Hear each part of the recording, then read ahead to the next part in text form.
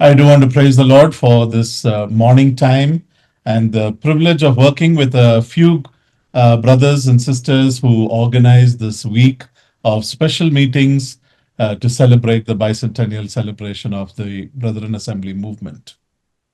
ಈ ಬೆಳಗ್ಗೆ ನಾನು ಕೂಡ ನಿಮ್ಮೆಲ್ಲರೊಂದಿಗೆ ನಾನು ಭಾಗವಹಿಸಿ ಕೆಲವು ಸಹೋದರರೊಂದಿಗೆ ಸೇರಿ ಈ ಒಂದು ಸಹೋದರರ ಸಭೆಗಳ ಸಂಚಲನದ ದ್ವಿಶತಮಾನೋತ್ಸವ ಕಾರ್ಯಕ್ರಮಗಳಲ್ಲಿ ನಾನು ಕೂಡ ಭಾಗಿಯಾಗುವಂತಹ ಆ ಕೃಪೆಯನ್ನು ಕೊಟ್ಟಂತ ಕರ್ತನಿಗೆ ನಾನು ಸ್ತೋತ್ರ ಮಾಡುತ್ತೇನೆ ಮತ್ತು ನಾನು ಕೂಡ ಸಂತೋಷವುಳ್ಳವನಾಗಿದ್ದೇನೆ.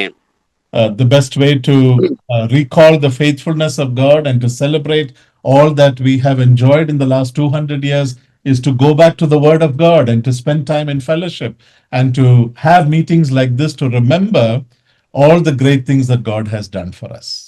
ನಾವು ಈ ದ್ವಿಶತಮಾನೋತ್ಸವವನ್ನು ನಾವು ನೆನಪಿನಲ್ಲಿಟ್ಟುಕೊಳ್ಳುವಂತಹ ಜ್ಞಾಪಕದಲ್ಲಿಟ್ಟುಕೊಳ್ಳುವಂತಹ ವಿಶೇಷವಾದಂತಹ ಒಂದು ವಿಧಾನವೇನೆಂದರೆ ದೇವರ ನಂಬಿಗಸ್ತಿಕೆನ ನಾವು ಸಂಭ್ರಮಿಸುವುದಾದರೆ ನಾವು ದೇವರ ವಾಕ್ಯಕ್ಕೆ ಹಿಂತಿರುಗಿ ಹೋದವರಾಗಿ ದೇವರ ವಾಕ್ಯವನ್ನೇ ನಾವು ತೆಗೆದುಕೊಂಡವರಾಗಿ ಆ ದೇವರೊಂದಿಗೂ ದೇವಜನರಂತ ಅನ್ಯೂನತೆಯನ್ನ ನಾವುಗಳು ಅದನ್ನ ನವೀಕರಿಸಿಕೊಳ್ಳುತ್ತಾ ಕರ್ತನ ಆ ಐಕ್ಯತೆಯಲ್ಲಿ ಮುಂದುವರಿಯುವಂತದ್ದೇ 200 ವರ್ಷಗಳ ದೇವರ ನಂಬಿಗಸ್ತಿಕೆಯನ್ನ ಸಂಭ್ರಮಿಸುವಂತದ್ದಾಗಿದೆ.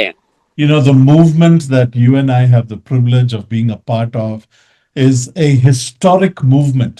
It is something that is a radical movement in the history of the church.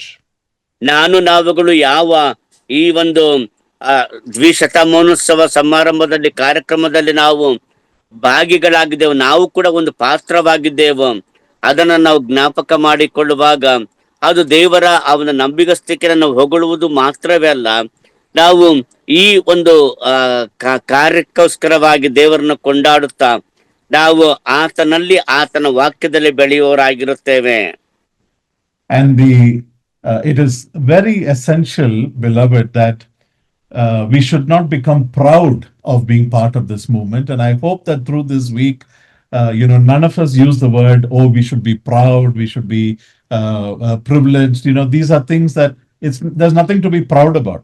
Actually, it's very humbling for us to realize what a legacy we have and what an awesome responsibility we have to carry this legacy to the next generation.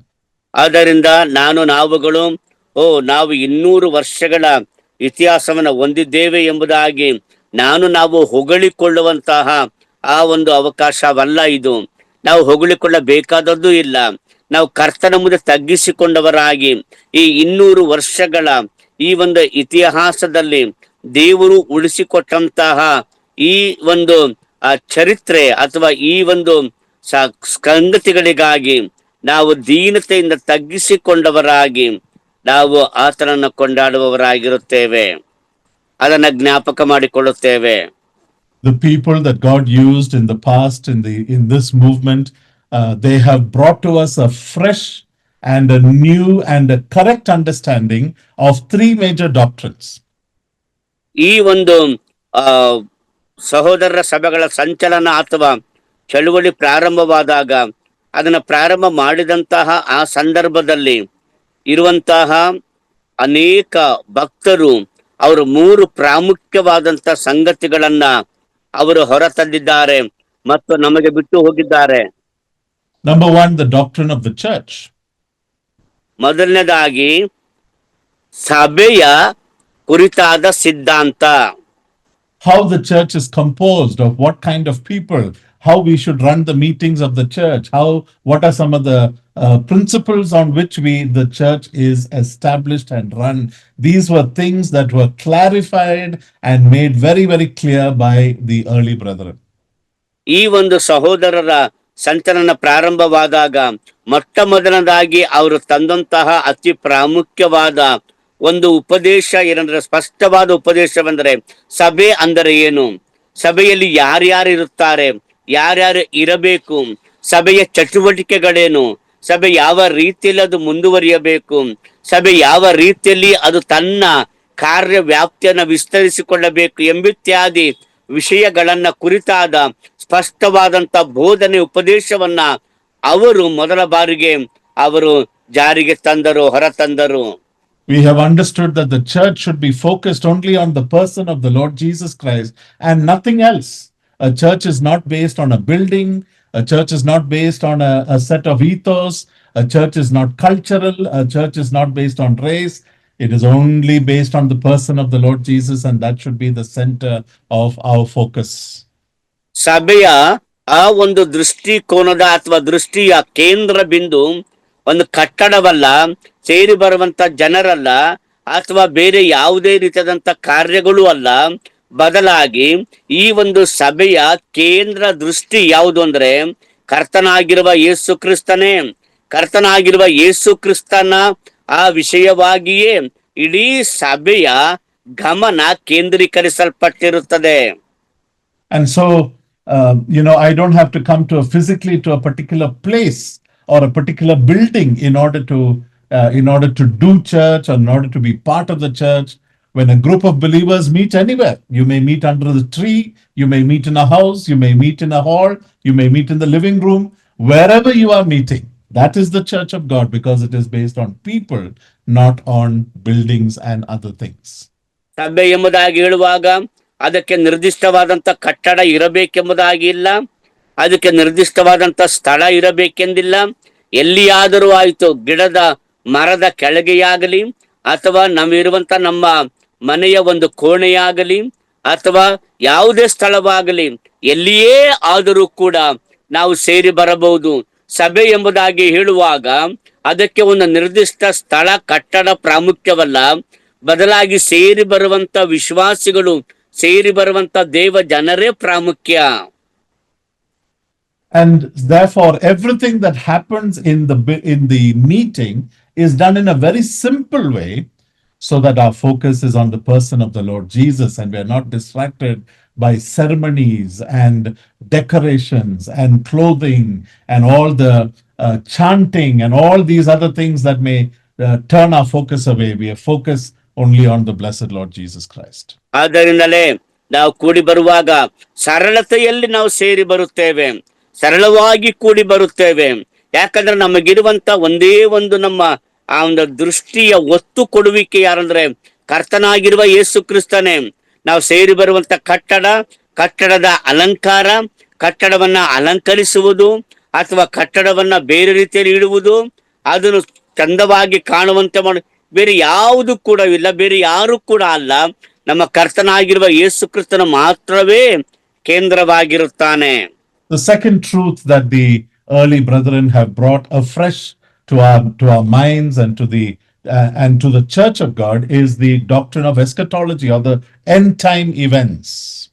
ಎರಡನೇದಾಗಿ ಈ ಒಂದು ಸಹೋದರರ ಸಭೆಗಳ ಸಂಚಲನ ಅಥವಾ ಚಳುವಳಿ ಅದು ಪ್ರಾರಂಭವಾದಾಗ ಆ ಒಂದು ಆರಂಭದ ಸಹೋದರರು ಅವರು ನಮಗೆ ತಂದುಕೊಟ್ಟಂತಹ ಎರಡನೆಯ ಅತಿ ಪ್ರಾಮುಖ್ಯವಾದಂತಹ ಒಂದು ಸತ್ಯವೇದ ಬೋಧನೆ ಅಂತ ಹೇಳಿದ್ರೆ ಎಸ್ಕಟಾಲಜಿ ಅಥವಾ ಭವಿಷ್ಯತ್ತಿನ ಕುರಿತಾದ ಶಾಸ್ತ್ರ, ಅದರ ಕುರಿತಾದಂತ ಸ್ಪಷ್ಟ ಬೋಧನೆಯನ್ನ ಮೊದಲ ಬಾರಿಗೆ ಅವರು ಲೋಕಕ್ಕೆ ಪರಿಚಯಿಸಿದರು. And for the first time in church history, there was a clarity about the rapture, about the millennium, about the tribulation, about resurrections, about the second coming, about the judgments. There was such clarity because of the deep study and the illumination brought to us by the early brethren. ಆ ಒಂದು ಆರಂಭದ ಸಹೋದರರು ದೇವರ ವಾಕ್ಯವನ್ನ ಧ್ಯಾನ ಮಾಡುವುದಕ್ಕೆ ಅವರು ಕೊಟ್ಟಂತಹ ಪ್ರಾಮುಖ್ಯತೆ, ಅದರ ಮೂಲಕವಾಗಿ ಅವರು ಕಲಿತುಕೊಂಡಂತ ಸತ್ಯ, ಅದರ ಮೂಲಕವಾಗಿಯೇ ಪ್ರಪಂಚದಲ್ಲಿ ಮೊದಲ ಬಾರಿಗೆ ಸಭೆಯ ಎತ್ತಲ್ಪಡುವಿಕೆ, ಆ ನಂತರ ನೋಡುವಾಗ ಆ ಸಭೆ ಎತ್ತಲ್ಪಡುವಿಕೆಯ ನಂತರ ಉಂಟಾಗುವಂತ ಉಪದ್ರವ ಕಾಲ, ಕ್ರಿಸ್ತನ ಬರೋಣ, ಆ ನಂತರ ನೋಡುವಾಗ 1000 ವರ್ಷಗಳ ಆಳ್ವಿಕೆ, ಆನಂತರ ನಿತ್ಯತ್ವ, ಇದೆಲ್ಲವುಗಳ ಕುರಿತಾಗಿ ಬಹಳ ಸ್ಪಷ್ಟವಾದ ಉಪದೇಶವನ್ನ ಜಗತ್ತಿಗೆ ಮೊದಲ ಬಾರಿಗೆ ಅವರು ಪರಿಚಯಿಸಿ ಉಪದೇಶವನ್ನ ಹೇಳಿಕೊಟ್ಟರು. And the third truth that was made clear in the history of the church was the doctrine of the Holy Spirit, or the teaching about the third person of the Trinity, God the Holy Spirit. ಮೂರನೇದಾಗಿ ಈ ಆರಂಭದ ಆ ಸಹೋದರರು ಚರಿತ್ರೆಯಲ್ಲಿ ತಂದಂತ ಮೂರನೇ ಅತಿ ಪ್ರಾಮುಖ್ಯವಾದ ಬೋಧನೆ ಅಂದ್ರೆ ಪರಿಶುದ್ಧಾತ್ಮನ ಕುರಿತಾದ ಬೋಧನೆ, And there ಆತನ was, ವ್ಯಕ್ತಿ, ಆತನ ಕಾರ್ಯ, ಅವುಗಳನ್ನ ಸ್ಪಷ್ಟವಾದ ಉಪದೇಶದಲ್ಲಿ ತಂದು ಕೊಟ್ಟರು. and there was a very great clarity about what he does and what is his role and what are the spiritual gifts and what is their purpose and how we are supposed to use them and about the foundational gifts and the miraculous gifts and the serving gifts. All these things were made very clear in history, in church history, by the early brethren.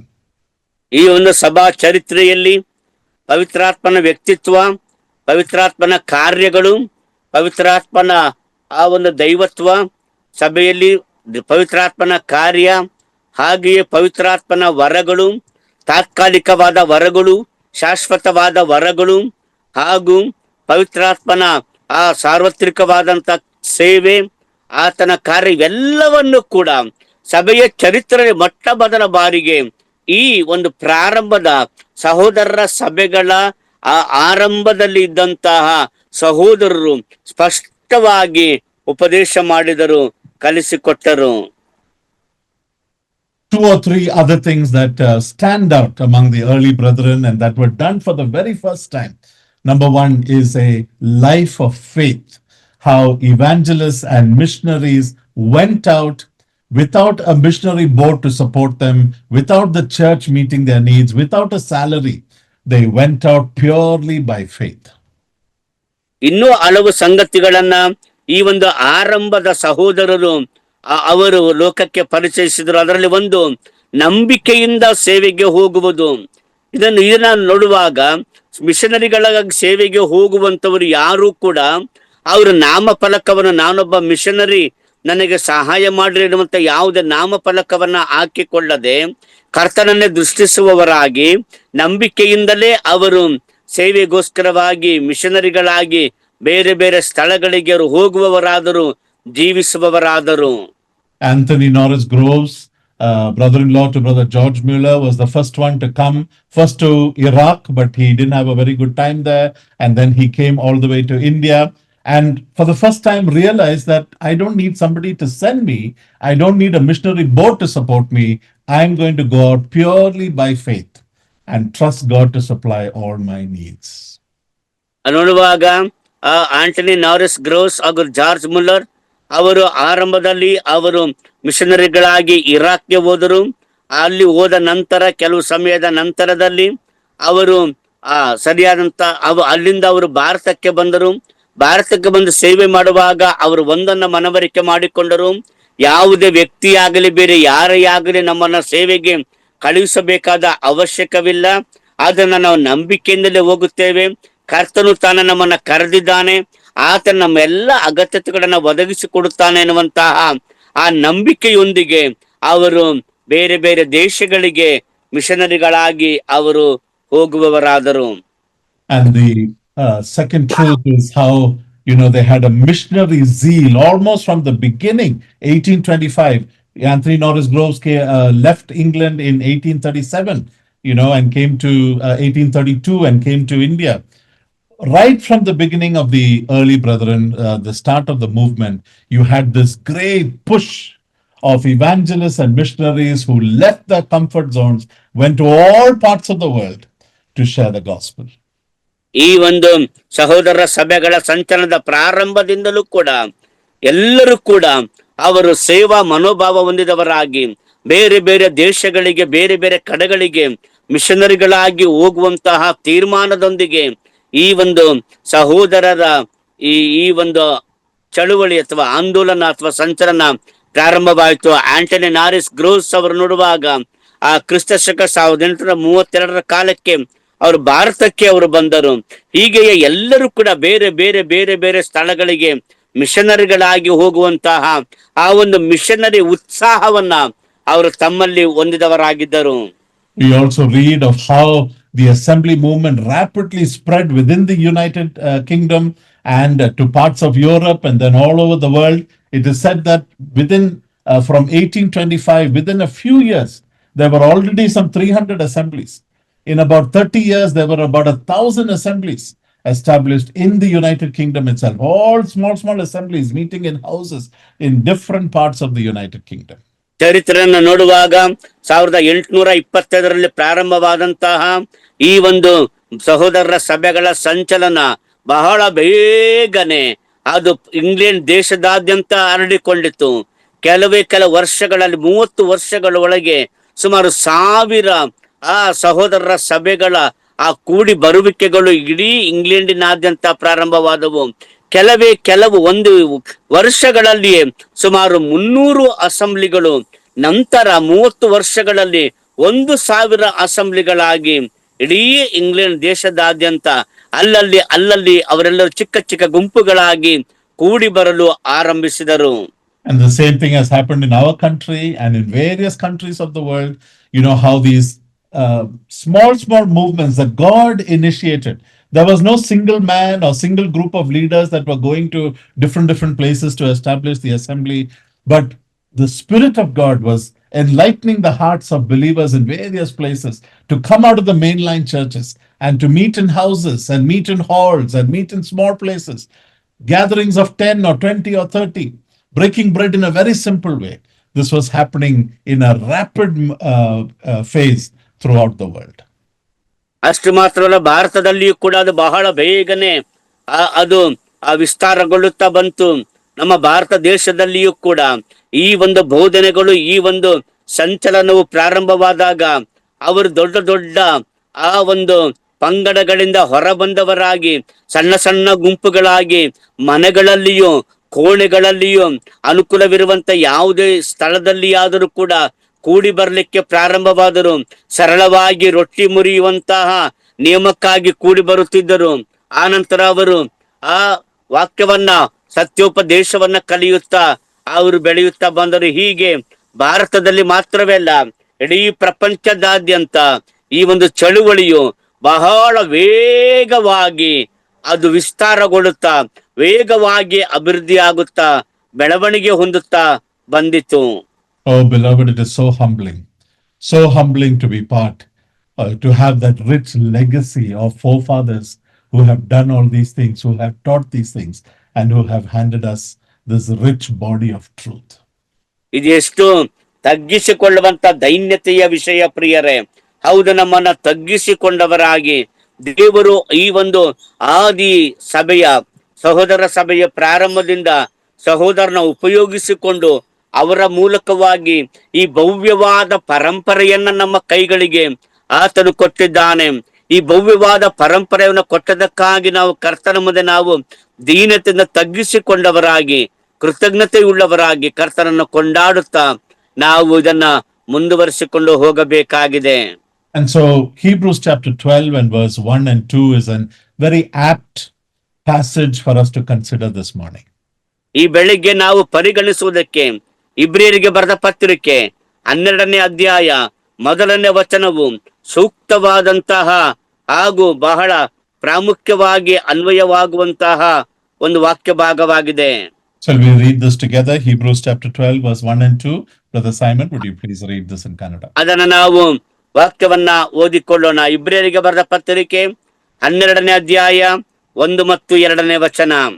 ಆದ ಕಾರಣ ಇಷ್ಟು ಮಂದಿ ಸಾಕ್ಷಿಯವರು ಮೇಘದೋಪಾದಿಯಲ್ಲಿ ನಮ್ಮ ಸುತ್ತಲೂ ಇರುವುದರಿಂದ ನಮಗೆ ಅಭ್ಯಂತರ ಮಾಡುವ ಎಲ್ಲಾ ಭಾರವನ್ನು, ಹತ್ತಿಕೊಳ್ಳುವ ಪಾಪವನ್ನು ನಾವು ಸಹ ತೆಗೆದಿಟ್ಟು ನಂಬಿಕೆಯನ್ನು ಹುಟ್ಟಿಸುವವನು ಪೂರೈಸುವವನು ಆಗಿರುವ ಯೇಸುವಿನ ಮೇಲೆ ದೃಷ್ಟಿ ಇಟ್ಟು ನಮಗೆ ನೇಮಕವಾದ ಓಟವನ್ನು ಸ್ಥಿರಚಿತ್ತದಿಂದ ಓಡೋಣ. ಆತನು ತನ್ನ ಮುಂದೆ ಇಟ್ಟಿದ್ದ ಸಂತೋಷಕ್ಕೋಸ್ಕರ ಅವಮಾನವನ್ನು ಅಲಕ್ಷ್ಯ ಮಾಡಿ ಶಿಲುಬೆಯ ಮರಣವನ್ನು ಸಹಿಸಿಕೊಂಡು ದೇವರ ಸಿಂಹಾಸನದ ಬಲಗಡೆಯಲ್ಲಿ ಆಸನಾರೂಢನಾಗಿದ್ದಾನೆ. The Bible teaches us that we are in a race, a long race, a marathon race. ದೇವರ ವಾಕ್ಯ ನಮಗೆ ಹೇಳುತ್ತದೆ, ನಾವು ಆ ಓಟದ ಪಂದ್ಯದಲ್ಲಿದ್ದೇವೆ. ಉದ್ದವಾದ ದೀರ್ಘವಾದ ಓಟದ ಪಂದ್ಯದಲ್ಲಿ ನಾವು ಇದ್ದೇವೆ ಎಂಬುದನ್ನ ದೇವರ ವಾಕ್ಯ ತಿಳಿಸಿಕೊಡುತ್ತದೆ. Every race has an aim. There is a end to the race. There is a purpose for which we are running. ನಾವು ಓಡುತ್ತಿರುವಂತಹ ಈ ಓಟಕ್ಕೆ ಒಂದು ಗುರಿ ಇದೆ, ಒಂದು ಉದ್ದೇಶವಿದೆ, ಅದಕ್ಕೆ ಆದಂತಹ ಪ್ರತಿಫಲವೂ ಕೂಡ ಇದೆ. We are not jogging through life. That's a very different concept. We are ನಾನು not. ನಾವುಗಳು ಈ ಒಂದು ವಿಷಯದಲ್ಲಿ ನಾವು ಸುಮ್ಮನೆ ಓಡುತ್ತಲ್ಲ, ಅದೊಂದು ಬೇರೆ ಪ್ರತ್ಯೇಕವಾದಂತಹ ಆ ವಿಷಯವೇ ಆಗಿದೆ. There's a great temptation having been there for 200 years, and the assemblies in India, 150, 160 years. There's a great temptation for us to get into cruise mode. You know what I mean? There are cars now with a cruise mode. That means once you hit a particular speed, you fix on that, and then you just have to relax. The car will continue by itself. You don't have to do anything more. Cruise mode. ನೋಡುವಾಗ ನಾವುಗಳು ಈ ಒಂದು 200 ವರ್ಷಗಳ ಇತಿಹಾಸದ ನಮ್ಮ ಭಾರತ ದೇಶದಲ್ಲಿಯೂ ಕೂಡ ಈ ಒಂದು ಸಹೋದರರ ಸಭೆಗಳ ಸಂಚಲನ ಪ್ರಾರಂಭವಾದ ಮೇಲೆ ಬೆಳೆಯುತ್ತಾ ಬೆಳೆಯುತ್ತಾ ಬೆಳೆಯುತ್ತಾ ಬಂದು ವೇಗವಾಗಿ ಬೆಳೆಯುತ್ತಾ ಒಂದು ಹಂತಕ್ಕೆ ಬಂದಾಗ ಅದು ತನ್ನಷ್ಟಕ್ಕೆ ತಾನೇ ಹಾಗೆಯೇ ಮುಂದುವರೆದುಕೊಂಡು ಹೋಗುವಂತಹ ಸ್ಥಿತಿಗೆ ಬಂತು. ಆ ರೀತಿಯಲ್ಲೇ ಮುಂದುವರಿಯುತ್ತದೆ. Many assemblies have reached that cruise mode. Many individuals also have reached that cruise mode. Okay, I know everything now. I've matured to a certain level.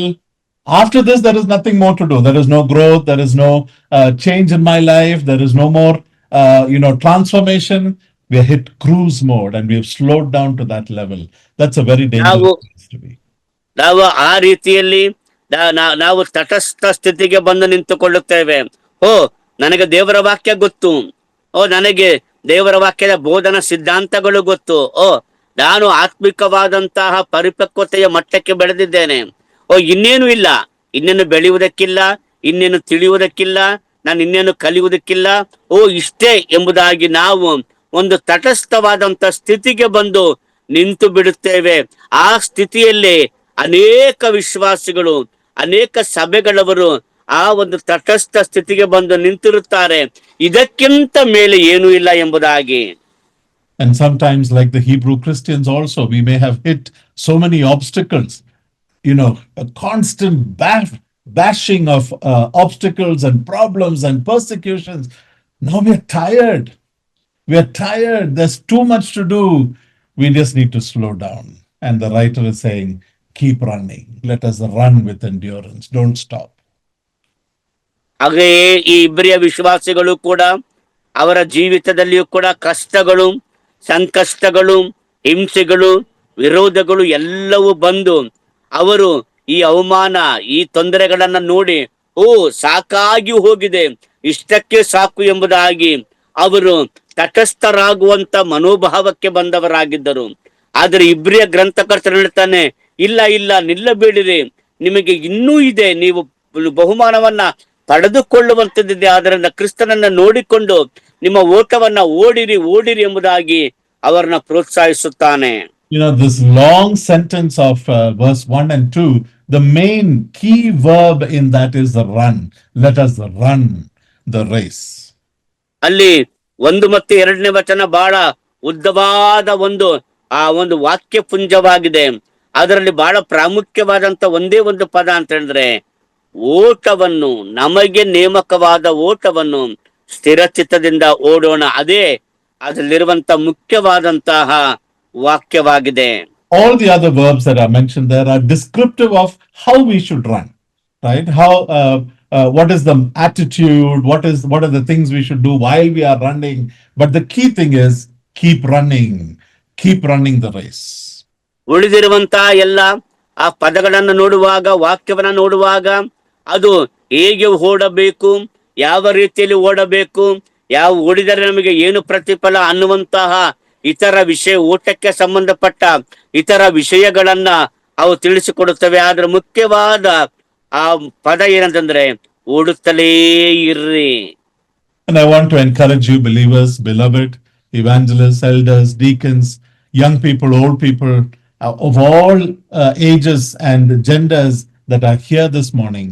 Want to encourage you to keep running despite your obstacles, despite the opposition, despite the difficulties you may be facing, despite no matter how long you've been running. The Bible says, keep running patiently, keep running with endurance. ಪ್ರಿಯ ಸಹೋದರರೇ, ಸಭಾ ಹಿರಿಯರೇ, ಸುವಾರ್ಥಿಕರೇ, ಸಭಾ ನಾಯಕರೇ ಹಾಗೂ ಹಿರಿಯರೇ, ಕಿರಿಯರೇ, ಎಲ್ಲರಿಗೂ ಕೂಡ ಈ ಬೆಳಗ್ಗೆ ನಾನು ಹೇಳುವುದೇನೆಂದರೆ, ದೇವರ ವಾಕ್ಯ ನಮ್ಮನ್ನು ಉತ್ತೇಜಿಸುವುದೇನೆಂದ್ರೆ, ನೀವು ಓಡುತ್ತಲೇ ಇರ್ರಿ, ನಿಲ್ಲಬೇಡಿರಿ. ಎಲ್ಲಾ ಪರಿಸ್ಥಿತಿಗಳಲ್ಲಿಯೂ ಕೂಡ ಕರ್ತನನ್ನೇ ದೃಷ್ಟಿಸಿದವರಾಗಿ ಓಡಿರಿ. ಆತನ ತಕ್ಕ ಸಮಯದಲ್ಲಿ ಸಹಾಯ ಮಾಡುವವನಾಗಿದ್ದಾನೆ. There is no such thing as cruising in the Christian life and in the Christian journey. It's either we are running or we are fighting. There's no other option. There's no other way of life that is there in the Christian life given for us in the Word of God. ಕ್ರೈಸ್ತ ಜೀವನದಲ್ಲಿ ನೋಡುವಾಗ ದೇವರ ವಾಕ್ಯ ಹೇಳುವ ಹಾಗೆ ನಾವುಗಳು ತಟಸ್ಥರಾಗಿ ನಿಲ್ಲುವಂತಹ ಯಾವ ಸಂಭವವಾಗಲಿ, ಯಾವ ಪರಿಸ್ಥಿತಿಯಾಗಲಿ ಇಲ್ಲ. ದೇವರ ವಾಕ್ಯ ನಮಗೆ ಬೋಧನೆ ಮಾಡುವ ಹಾಗೆ ನಾವು ಓಡುತ್ತಲೇ ಓಡುತ್ತಲೇ ಓಡುತ್ತಲೇ ಓಡುತ್ತಲೇ ಇರಬೇಕೆಂಬುದಾಗಿ ದೇವರ ವಾಕ್ಯ ನಮ್ಮನ್ನ ಪ್ರೋತ್ಸಾಹಿಸುವಂತದ್ದಾಗಿದೆ.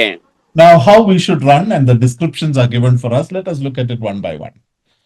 ನಾವು ಹೇಗೆ ಓಡಬೇಕು ಎನ್ನುವಂತಹ ಆ ಒಂದು ವಿವರಣೆಯನ್ನ ನಾವು ಆ ವಾಕ್ಯದಲ್ಲಿ ನಾವು ನೋಡುತ್ತೇವೆ. ಅದನ್ನ ಒಂದೊಂದಾಗಿ ನೋಡೋಣ. Number one, he says, look at the past, look at the giants of the past. ಮೊದಲನೇ ವಚನ, ಈ ಆದ ಕಾರಣ ಇಷ್ಟು ಮಂದಿ ಸಾಕ್ಷಿಯವರು ಮೇಘದೋಪಾದ ನಮ್ಮ ಸುತ್ತಲೂ ಇರುವುದರಿಂದ. ಆದ್ದರಿಂದ ಮೊದಲನೇದಾಗಿ ನಮಗಿರುವಂತಹ ಆ ಒಂದು ನಂಬಿಕೆಯ ವೀರರನ್ನ ಗಮನಿಸಿರಿ. The description is that of a stadium. And, in Rome and in Greece and in all these places, you had this Olympic stadium of hundreds and thousands of people.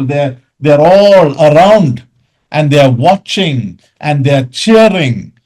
That's the kind of picture that he's giving of this great cloud of witnesses that we are surrounded by. ನಾವು Rome ಪಟ್ಟಣದಲ್ಲಿ ಮತ್ತು ಗ್ರೀಕ್ನ ಅಥೆನೆ ಮುಂತಾದ ಪಟ್ಟಣಗಳಲ್ಲಿ ನೋಡುವಾಗ ಆ ದಿನಮಾನಗಳಿಂದಲೂ ಕೂಡ Olympic ಆಟಗಳು ಬಹಳ ಪ್ರಸಿದ್ಧವಾದ ಆಟಗಳು. ಆ ಆಟಗಳಲ್ಲಿ ಅನೇಕ ಆಟಗಾರರು ಅದರಲ್ಲಿ ಭಾಗವಹಿಸುತ್ತಾ ಇದ್ದರು. ಸಾವಿರಾರು ಜನರು ಅವರು ಸುತ್ತಲೂ ಕುಳಿತುಕೊಂಡವರಾಗಿ ಆಟವನ್ನ ನೋಡುತ್ತಾ ಉರಿದುಂಬಿಸುತ್ತಾ ಇದ್ದರು. ಆ ದಿನದ ಆ ಚಿತ್ರಣವನ್ನೇ ಆತನು ಇಲ್ಲಿ ನಮಗೆ ತಿಳಿಸುತ್ತಾನೆಂದ್ರೆ, ಇಷ್ಟು ಮಂದಿ ಸಾಕ್ಷಿಯವರು ಮೇಘದೋಪಾದಿಯಲ್ಲಿ ನಮ್ಮ ಸುತ್ತಲೂ ಇರುವುದರಿಂದ ನಮ್ಮನ್ನ ಪ್ರೋತ್ಸಾಹಿಸುವುದಕ್ಕಾಗಿ ಇದ್ದಾರೆ ಎಂಬುದನ್ನ ಗ್ರಂಥಕರ್ತನು ಆತನು ಹೇಳುತ್ತಿದ್ದಾನೆ. I hope you notice that he says a great cloud of witnesses, not a cloud of great witnesses. You see the difference? It's a great cloud of witnesses, not a cloud of great witnesses. ಅಲ್ಲಿ ನೋಡುವಾಗ ಅಲ್ಲಿ ಇಷ್ಟು ಮಂದಿ ಸಾಕ್ಷಿಯವರು ಮೇಘದೋಪಾದಿಯಲ್ಲಿ ನಮ್ಮ ಸುತ್ತಲೂ ಇದ್ದಾರೆ ಆದರೆ ಮಹಾ ಮೇಘದೋಪಾದ ಸಾಕ್ಷಿ ಎಂಬುದಾಗಿಲ್ಲ. ಇಷ್ಟು ಮಂದಿ ಸಾಕ್ಷಿಯವರು ಮೇಘದೋಪಾದ ನಮ್ಮ ಸುತ್ತಲೂ ಇದ್ದಾರೆ ಎಂಬುದಾಗಿ ಗ್ರಂಥಕರ್ತನು ಬರೆಯುತ್ತಿದ್ದಾನೆ. Because he's referring to people in Hebrews 11. This is the great cloud of people. There's a large number of people who have gone before us. They are not perfect. They are not, they've not been absolutely holy. They are people who've made mistakes. But there's a large number of them who've lived by faith. And we need to look at them and we need to emulate their life. ಈ ಒಂದು ಮಾತು ಇಬ್ರಿಯ ಪತ್ರಿಕೆ 11ನೇ ಅಧ್ಯಾಯದಲ್ಲಿ ಬರೆಯಲ್ಪಟ್ಟಂತಹ ಆ ನಂಬಿಕೆಯ ವೀರರ ಕುರಿತಾಗಿ ಬರೆಯಲ್ಪಟ್ಟಂತಹ ಆ ಮಾತು. ಅವರೆಲ್ಲರೂ ಕೂಡ ಆ ಸಾಕ್ಷಿಯರು ಮೇಘದೋಪಾದಿಯಲ್ಲಿ ನಮ್ಮ ಸುತ್ತಲೂ ಇದ್ದಾರೆ. ಅವರೆಲ್ಲರೂ ಕೂಡ ಪರಿಪೂರ್ಣತೆಯುಳ್ಳವರಾಗಿರಲಿಲ್ಲ. ಅವರೆಲ್ಲರೂ ಕೂಡ ಸಂಪೂರ್ಣರಾಗಿರಲಿಲ್ಲ. ಅವರೆಲ್ಲರೂ ಕೂಡ ಸಂಪೂರ್ಣವಾಗಿ ಪರಿಶುದ್ಧರೂ ಆಗಿರಲಿಲ್ಲ. ಅವರು ಕೂಡ ಅನೇಕವಾದಂತಹ ಆ ಏಳು ಬೀಳುಗಳನ್ನ ಕಂಡವರೇ, ಆದರೂ ಕೂಡ ನಂಬಿಕೆಯನ್ನು ದೃಢವಾಗಿ ಹಿಡಿದುಕೊಂಡು ಓಡಿದವರು. ಆದ್ದರಿಂದ ಅವರನ್ನ ನೋಡಿರಿ ಎಂಬುದಾಗಿ ಇಬ್ರಿಯ ಗ್ರಂಥಕರ್ತನು ಹೇಳುತ್ತಾನೆ. And so the writer is saying, look at the giants, look at these men and women of faith who have lived in the past, in the Old Testament and in the New Testament. How many characters we have and people we have that God has used and he has blessed and he has, enabled them, empowered them to live a life of faith. Look and study their character. ಆ ಹಳೆ ಒಡಂಬಡಿಕೆಯಲ್ಲಿಯೂ ಹಾಗೆಯೇ ಹೊಸ ಒಡಂಬಡಿಕೆಯಲ್ಲಿಯೂ ಕೂಡ ಅನೇಕ ಭಕ್ತರನ್ನ ಕರ್ತನ ನಮ್ಮ ಮುಂದೆ ಇಟ್ಟಿದ್ದಾನೆ. ಅವರೆಲ್ಲರನ್ನ ನೋಡಿದವರಾಗಿ, ಅವರ ಜೀವಿತ ನೋಡಿದವರಾಗಿ, ಅವರು ಹೇಗೆ ನಂಬಿಕೆಯಿಂದ ಎಲ್ಲವನ್ನ ಸಹಿಸಿಕೊಂಡು ಎಲ್ಲವನ್ನ ಜಯಿಸಿ ಮುಂದೆ ಸಾಗಿದರೋ ಅವುಗಳನ್ನ ಕುರಿತಾಗಿ, ಅವರ ಕುರಿತಾಗಿ ಧ್ಯಾನ ಮಾಡಿರಿ. ಅವರಿಂದ ಉತ್ತೇಜನವನ್ನ ಹೊಂದಿಕೊಂಡವರಾಗಿ ನೀವು ಕೂಡ ನಂಬಿಕೆಯಿಂದ ಓಟವನ್ನ ಓಡಿರಿ ಎಂಬುದಾಗಿ ಆತನು ಪ್ರೋತ್ಸಾಹಿಸುತ್ತಿದ್ದಾನೆ. Look at the men and women of God in the history of the church. Some of them, may be famous, and many of them not at all famous, unsung heroes, we call them. And yet they are people who have challenged, gone through very challenging circumstances and lived lives of faith, pleasing the Lord and not pleasing men. ಆ ಸಭಾ ಚರಿತ್ರೆಯನ್ನ ನೋಡಿರಿ. ಕೆಲವರು ಪ್ರಸಿದ್ಧರಾದಂತ ದೇವ ಜನರಿದ್ದಾರೆ, ಕೆಲವರು ಪ್ರಸಿದ್ಧರಲ್ಲದೆ ಇರುವಂತವರಿದ್ದಾರೆ, ಕೆಲವರು ಯಾರ ಗಮನಕ್ಕೂ ಬಾರದಂತವರಾಗಿದ್ದಾರೆ. ಆದರೂ ಕೂಡ ಅವರೆಲ್ಲರೂ ಕೂಡ ದೇವರನ್ನೇ ಮೆಚ್ಚಿಸುವವರಾಗಿ ಅವರು ಜೀವಿಸಿದರು, ನಂಬಿಕೆಯಿಂದ ಜೀವಿಸಿದರು. ಮನುಷ್ಯರ ಮೆಚ್ಚುಗೆಗಾಗಿ ಅವರು ಪ್ರಯಾಸ ಪಟ್ಟವರಲ್ಲ. ಅಂತವರನ್ನ ನೋಡಿರಿ, ಅಂತವರನ್ನ ಕುರಿತಾಗಿ ಆಲೋಚಿಸಿರಿ, ಅಂತವರ ಕುರಿತಾಗಿ ಓದಿ ತಿಳಿದುಕೊಂಡು ಆ ನಂಬಿಕೆಯಿಂದಲೇ ಓಡಿರಿ. And look at the people that God has used to start this movement. Those who, struggled in the early birth pangs of this movement. You look at their life of faith. You look at how they loved the word and loved the Lord, and they moved forward. You read their stories and you follow them. ಈ ಒಂದು ಸಹೋದರರ ಸಭೆಗಳ ಸಂಚಲನ ಅಥವಾ ಈ ಒಂದು ಆಂದೋಲನ ಪ್ರಾರಂಭದಲ್ಲಿ ಇದ್ದಂತಹ ಆ ಸಹೋದರರು ಅವರು ಎದುರಿಸಿದ ಕಷ್ಟಗಳನ್ನ, ಅವರ ಆ ಒಂದು ಸಂಕಷ್ಟಗಳನ್ನ, ವಿರೋಧಗಳನ್ನ, ಸಮಸ್ಯೆಗಳನ್ನ ನೀವು ಗಮನಿಸಿರಿ. ಅವ್ರು ಎಂತಹ ಸಂಕಷ್ಟಗಳನ್ನ ಹಾದು ಹೋದರೆಂಬುದಾಗಿ, ಆದರೂ ಕೂಡ ನಂಬಿಕೆಯನ್ನ ಹೇಗೆ ಕಾಪಾಡಿಕೊಂಡರು, ಹೇಗೆ ಅವರು ಕರ್ತನನ್ನು ಮೆಚ್ಚಿಸುವವರಾಗಿ ಕರ್ತನಿಗಾಗಿ ನಿಂತರು ಎಂಬುದನ್ನ ಅವರ ಜೀವಿತದ ಕುರಿತಾಗಿ ಓದಿ ಅದನ್ನ ತಿಳಿದುಕೊಳ್ಳಿರಿ. ಆಗ ಅದು ನೀವು ಕೂಡ ನಂಬಿಕೆಯಿಂದಲೇ ನಿಮ್ಮ ಜೀವಿತದ ಓಟವನ್ನ ಓಡುವುದಕ್ಕೆ ಉತ್ತೇಜನವನ್ನ ಹೊಂದುವಿರಿ. And then look at, your own life and the teachers and the people who mentored you, taught you the word, elders of the assembly, your own parents, grandparents who have set the standard before you, and you look at them, you emulate them, you run the race, looking at them who have gone ahead of you. ನಿಮ್ಮ ಸ್ವಂತ ಜೀವಿತವನ್ನ ನೀವು ಪರೀಕ್ಷಿಸಿಕೊಳ್ಳಿರಿ. ನಿಮಗೆ ವಾಕ್ಯವನ್ನ ಹೇಳಿಕೊಟ್ಟಂತ ನಿಮ್ಮ ತಂದೆ ತಾಯಿಗಳಾಗಿರಬಹುದು, ನಿಮ್ಮ ಸಭೆಯ ಹಿರಿಯರಾಗಿರಬಹುದು, ನಿಮ್ಮ ಸಭೆಯಲ್ಲಿರುವಂತಹ ಸುವಾರ್ಥಿಕರಾಗಲಿ, ದೇವರ ಸೇವಕರುಗಳಾಗಲಿ ಆಗಿರಬಹುದು, ಹಾಗೂ ಇತರ ದೇವ ಜನರಾಗಿರಬಹುದು. ಅವರೆಲ್ಲರನ್ನು ಕೂಡ ನೋಡಿರಿ, ಅವರ ಜೀವಿತವನ್ನ ಗಮನಿಸಿರಿ. ಅವರು ಯಾವ ರೀತಿ ನಿಮಗೆ ದೇವರ ವಾಕ್ಯವನ್ನ ಹೇಳಿಕೊಟ್ಟರು ಅದೆಲ್ಲವನ್ನ ನಿಮ್ಮ ನೆನಪಿಗೆ, ನಿಮ್ಮ ಗಮನಕ್ಕೆ ತಂದುಕೊಂಡವರಾಗಿ ನಿಮಗೆ ನೇಮಕವಾದಂತ ಓಟವನ್ನ ಸ್ಥಿರಚಿತ್ತದಿಂದ ಓಡುವವರಾಗಿರಿ. In Hebrews chapter 13 and verse 7, the writer says, remember your leaders who spoke. ಇಬ್ರಿಯರಿಗೆ ಬರೆದ ಪತ್ರಿಕೆ 13ನೇ ಅಧ್ಯಾಯ 7ನೇ ವಚನಕ್ಕೆ ಬಂದಾಗ ದೇವರ ವಾಕ್ಯ ಹೀಗೆ ಹೇಳುತ್ತದೆ. ಕನ್ನಡದಲ್ಲಿ ಬರುವಾಗ ಅದು 6ನೇ ವಚನದ ಕೊನೆಯ ಭಾಗ, ನಿಮಗೆ ದೇವರ ವಾಕ್ಯವನ್ನ ತಿಳಿಸಿದ ನಿಮ್ಮ ಸಭಾ ನಾಯಕರನ್ನು ಜ್ಞಾಪಕ ಮಾಡಿಕೊಳ್ಳಿರಿ. ಅವರು ಯಾವ ರೀತಿಯಿಂದ ನಡೆದುಕೊಂಡು ಪ್ರಾಣ ಬಿಟ್ಟರೆಂಬುದನ್ನು ಆಲೋಚಿಸಿರಿ, ಅವರ ನಂಬಿಕೆಯನ್ನು ಅನುಸರಿಸಿರಿ. Yes, remember, reflect, repeat the kind of faith that they lived in your own life. ಅವರು ಯಾವ ರೀತಿ ತಮ್ಮ ಜೀವಿತದಲ್ಲಿ ನಂಬಿಕೆಯನ್ನ ಕಾಪಾಡಿಕೊಂಡವರಾಗಿ, ಯಾವ ರೀತಿಯಲ್ಲಿ ಆ ನಂಬಿಕೆಯನ್ನ ಅವರು ಪ್ರತಿಬಿಂಬಿಸುವವರಾಗಿದ್ದಾರೋ ಅದನ್ನ ನೀವು ಗಮನಿಸಿ ಅವರನ್ನ ಅನುಸರಿಸಿರಿ. The way one of the truths that is given in chapter 11, and verse 30, 39 and 40, it's very interesting. They've all gone ahead. We're all running the same race, and these people have finished the race. But one amazing truth, they are still waiting for us. ಇಬ್ರಿಯ ಪತ್ರಿಕೆ 11ನೇ ಅಧ್ಯಾಯ 39-40ನೇ ವಚನ ಬಹಳ ಸ್ಪಷ್ಟವಾಗಿ ಹೇಳುತ್ತದೆ. ಇವರೆಲ್ಲರೂ ನಂಬಿಕೆಯ ಮೂಲಕ ಒಳ್ಳೆಯ ಹೆಸರನ್ನು ಸಂಪಾದಿಸಿಕೊಂಡಿದ್ದರು, ವಾಗ್ದಾನದ ಫಲವನ್ನ ಹೊಂದಲಿಲ್ಲ. ಆ ವಾಗ್ದಾನದ ಫಲಕ್ಕಾಗಿ ಅವರು ಕಾಯುತ್ತಾ ಇದ್ದಾರೆ.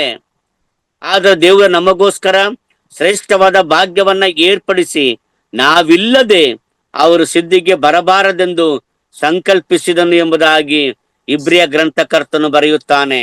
They're waiting for us also to reach the finish line so that together, along with these giants, along with these great men and women of faith, we also might receive the perfection that God has promised in our lives. ಅವರು ನಮ್ಮೊಂದಿಗೆ ನಮ್ಮ ಜೊತೆಯಲ್ಲಿಯೇ ಸಿದ್ಧಿಗೆ ಬರಬೇಕೆಂದು ಕಾಯುತ್ತಾ ಇದ್ದಾರೆ. ಆದ್ದರಿಂದಲೇ ಅವರೆಲ್ಲರೂ ಕೂಡ ಆ ಒಂದು ನಂಬಿಕೆಯ ಓಟವನ್ನ ಓಡಿ ನಮ್ಮೊಂದಿಗೆ ಅವರು ಸಿದ್ಧಿಗೆ ಬರಬೇಕಾಗಿರುವುದರಿಂದ ನಾವು ನಮಗೆ ನೇಮಕವಾದ ಓಟವನ್ನ ಓಡಿ ನಾವು ಕೂಡ ಸ್ಥಿರಚಿತ್ತದಿಂದ ಓಡಿದವರಾಗಿ ನಮ್ಮ ಮುಂದಿರುವಂತಹ ಈ ದೊಡ್ಡ ಬೇಗದೋಪಾದಲ್ಲಿರುವಂತಹ ಈ ಒಂದು ಸಮೂಹವನ್ನ ನಾವು ಅನುಸರಿಸುತ್ತಾ ನಂಬಿಕೆಯಲ್ಲಿ ಮುಂದೆ ಸಾಗೋಣ.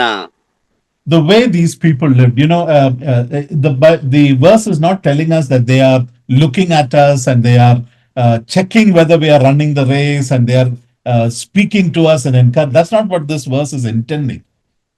ಈ ವಾಕ್ಯ ಹೇಳುವಂಥದ್ದು ಇವರು ನಮ್ಮನ್ನ ನೋಡ್ತಾ ಇದ್ದಾರೆ, ನಾವು ಸರಿಯಾಗಿ ಓಡ್ತಾ ಇದ್ದಾವೆ ಇಲ್ಲ ಎಂಬುದಾಗಿ ಗಮನಿಸ್ತಾ ಇದ್ದಾರೆ, ನಮ್ಮ ಆ ಓಟದ ಉದ್ದೇಶವನ್ನ ಅವರು ಗಮನಿಸ್ತಾ ಇದ್ದಾರೆ ಎಂಬುದಾಗಿ ಇದು ಯಾವುದು ಕೂಡ ಅಲ್ಲ. Because that's not their job in heaven, to look at us and to check whether we are running the race. They've already gone ahead and they're worshiping the Lord, and God is giving them rest for their souls. They're enjoying the presence of God, but their lives are speaking loudly. They're speaking volumes of the kind of faith and radical living that it takes to be able to be a child of God, to be able to make a difference in this world. ಅವರು ಪರಲೋಕದಲ್ಲಿದ್ದವರಾಗಿ ನಮ್ಮನ್ನ ನೋಡುತ್ತಾ ಇಲ್ಲ, ಯಾಕಂದ್ರೆ ಅವರ ಪರಲೋಕದಲ್ಲಿ ಅವರಿಗೆ ಈ ರೀತಿಯಾಗಿ ನಮ್ಮನ್ನ ನೋಡುವಂತ ಕೆಲಸ ಇಲ್ಲ, ಅವರ ದೇವರ ಸನ್ನಿಧಿಯಲ್ಲಿದ್ದಾರೆ. ಆದರೆ ಅವರು ಈ ಲೋಕದಲ್ಲಿ ಜೀವಿಸಿದಂತಹ ಆ ಒಂದು ಜೀವಿತ ಗಟ್ಟಿಯಾಗಿ ದೊಡ್ಡ ಶಬ್ದದೊಂದಿಗೆ ನಮ್ಮೊಂದಿಗೆ ಮಾತನಾಡುತ್ತಾ ಇದೆ. ಅವರು ಹೇಗೆ ಜೀವಿಸಿದರು, ಅವರು ಹೇಗೆ ನಂಬಿಕೆಯನ್ನ ಕಾಪಾಡಿಕೊಂಡರು ಎಂಬುದನ್ನ ನಮ್ಮೊಂದಿಗೆ ಈ ಕ್ಷಣದಲ್ಲಿಯೂ ಕೂಡ ಮಾತನಾಡುತ್ತಾ ಇದೆ. ಆದ್ದರಿಂದ ಅವರ ಮಾತುಗಳನ್ನ ನಾವು ಕೇಳಿಸಿಕೊಂಡವರಾಗಿ ನಮ್ಮ ಜೀವಿತಕ್ಕೆ ಕೊಡಬೇಕಾದ ಒತ್ತು ಕೊಟ್ಟವರಾಗಿ ನಮ್ಮ ಓಟವನ್ನು ನಾವು ಓಡುವವರಾಗಿರಬೇಕು. What were these people known for? ಹಾಗಾದ್ರೆ ಈ ಜನರು ಯಾವುದಕ್ಕಾಗಿ ಅವರು ಚಿರಪರಿಚಿತರಾಗಿದ್ದಾರೆ? They were known for radical living, bold. ಅವರು go ahead. ಕರ್ತನಿಗಾಗಿ ಭಕ್ತಿ ವೈರಾಗ್ಯವುಳ್ಳವರಾಗಿ ಜೀವಿಸಿದರು. ಅದಕ್ಕಾಗಿ ಅವರು ಇವತ್ತಿಗೆ ನಮ್ಮೊಂದಿಗೆ ಮಾತನಾಡುತ್ತಾರೆ. People who didn't think the way the world thought. They followed a different drumbeat. They were looking at things through eyes of faith. And when they made decisions, it was completely contrary to the normal way of thinking in this world. ನೋಡುವಾಗ ಅವರ ಜೀವಿತವನ್ನ ನೋಡುವಾಗ, ಲೋಕ ನೋಡುವಾಗ ಅವರು ಸಾಮಾನ್ಯವಾಗಿ ಯೋಚನೆ ಮಾಡುತ್ತಾರೆ. ಅವರ ಯೋಚನೆಗಳೆಲ್ಲವೂ ಕೂಡ ಈ ಲೋಕದಲ್ಲಿರುವಂತ ಸಂಗತಿಗಳಿಂದ ಭಿನ್ನವಾದಂತ ರೀತಿಯಲ್ಲಿಯೇ ಇರುವಂತ ಆಲೋಚನೆಗಳು. Think of the radical decision of Noah, the radical faith of Noah. ನೋಹನ ಆ ಒಂದು ದೃಢ ತೀರ್ಮಾನ, ಭಕ್ತಿ ವೈರಾಗ್ಯವುಳ್ಳ ತೀರ್ಮಾನ, ಅವನ ಆ ಒಂದು ದೃಢವಾದ ಜೀವಿತ, ಭಕ್ತಿ ವೈರಾಗ್ಯದ ಜೀವಿತವನ್ನ ನೀವು ಆಲೋಚಿಸಿರಿ. For the first time in the history of mankind, Noah makes an ark, a boat. They've never seen a flood. They've never seen that kind of volume of water. And Noah is building a ship for the first time in the middle of the land. ನೋಹನ ನೋಡುತ್ತೇವೆ, ಆತನು ಇಷ್ಟಾಗಿ ನೀರು ಬರುವುದನ್ನ ಆತನು ನೋಡಿಯೇ ಇಲ್ಲ. ಆತನು ಒಂದು ನಾವೇನ ಕಟ್ಟುತ್ತಾನೆ, ದೋಣಿಯನ್ನ ಕಟ್ಟುತ್ತಾನೆ, ಅದು ಕೂಡ ಆ ದೇಶದ ಆ ಮಧ್ಯದಲ್ಲಿಯೇ ಕಟ್ಟುತ್ತಾನೆ. ಅಲ್ಲೇ ತನಕ ಅಂತ ದೊಡ್ಡ ಮಳೆ ಬಂದದ್ದು ಇಲ್ಲ. Consider the radical decision of Abraham. ಅಬ್ರಹಾಮನ ಆ ಒಂದು ದೃಢ ತೀರ್ಮಾನವನ್ನ ನೀವು ಆಲೋಚಿಸಿರಿ. To leave his comfort zone, to leave his known relatives, to leave a successful business, and to go on a journey that God has yet to show the destination. ಆತ ನೋಡುವಾಗ ಆತನಿದ್ದಂತಹ ಆ ಒಂದು ಸುಖಾಸೀನವಾದಂತಹ ವಲಯವನ್ನ ಬಿಟ್ಟು, ಆತನ ಸುಖಾಸೀನವಾದಂತಹ ಬಂಧು ಬಳಗವನ್ನ ಬಿಟ್ಟು, ಆತನಿಗಿದ್ದಂತ ಉತ್ತಮವಾದಂತ ವ್ಯಾಪಾರ ವಹಿವಾಟನ್ನ ಬಿಟ್ಟು, ದೇವರು ಮುಂದೆ ಅವನಿಗೆ ತೋರಿಸಲಿಕ್ಕಿರುವಂತಹ ಆ ಒಂದು ಸ್ಥಳ ದೇಶದ ಕಡೆಗೆ ಆತನು ಹೋಗುತ್ತಿದ್ದಾನೆ. ಆತನಿಗೆ ಗೊತ್ತಿಲ್ಲ ಯಾವುದೆಂಬುದಾಗಿ ದೇವರು ಮುಂದೆ ತೋರಿಸುತ್ತಾನೆ. ಆದರೂ ಕೂಡ ಅಬ್ರಹಾಮನು ಹೊರಟು ಹೋದನು. Consider the radical decision of Moses. ಹಾಗೆಯೇ ಮೋಶೆಯ ಆ ಒಂದು ದೃಢವಾದಂತಹ ತೀರ್ಮಾನವನ್ನ ನೋಡಿರಿ. who refused the pleasures, the power, the luxury of Egypt and chose suffering. ಅವನು ಐಗುಪ್ತ ದೇಶದ ಎಲ್ಲ ವೈಭವ, ಎಲ್ಲ ಸುಖ ಭೋಗಗಳನ್ನ ಎಲ್ಲವನ್ನ ತ್ಯಜಿಸಿದವನಾಗಿ ಆತನು ಕ್ರಿಸ್ತನ ನಿಮಿತ್ತವಾದಂತಹ ನಿಂದೆಯನ್ನ ಅನುಭವಿಸಿ ಜೀವಿಸುವುದನ್ನೇ ಆರಿಸಿಕೊಂಡನು. You see, a life of faith, beloved, as shown by these men and women of faith, tells us that we are looking for, our eyes are focused on something that the rest of the world cannot see. And we are looking for something that nobody else can achieve in this life. ಅದನ್ನ ಕರ್ತನಲ್ಲಿ ಇವರೆಲ್ಲ ನಂಬಿಕೆಯ ವೀರರ ಜೀವಿತವನ್ನ ನೋಡುವಾಗ ನಾವು ಕಲಿತುಕೊಳ್ಳುವಂತ ಸಂಗತಿ ಏನಂತಂದ್ರೆ, ಪ್ರಿಯರೇ, ನಾವು ನೋಡುವಂತ ನಮ್ಮ ಭವಿಷ್ಯತ್ತಿನ ಕುರಿತಾದಂತ ದೃಷ್ಟಿ ಈ ಪ್ರಪಂಚ ನೋಡ್ಲಿಕ್ಕೆ ಸಾಧ್ಯವಿಲ್ಲ. ಅಂತಹ ಒಂದು ಆ ಭವಿಷ್ಯತ್ತನ್ನ ನಾವು ನೋಡುತ್ತೇವೆ. ನಾವು ಆ ನಂಬಿಕೆಯಿಂದಲೇ ಅದಕ್ಕೋಸ್ಕರವಾಗಿ ಪ್ರಯಾಸ ಪಟ್ಟು ಓಡುವವರಾಗುತ್ತೇವೆ. ಲೋಕವು ಅದನ್ನು ನೋಡಲಾರದು, ಅದರ ಕುರಿತಾಗಿ ಚಿಂತಿಸಲಾರದು. Oh, beloved, I hope that is your sight, your spiritual eyes are open and you're looking by faith at something that my physical eyes cannot see, looking for a city whose builder is the Lord, looking for an eternity and not just at the luxury and the things of this world.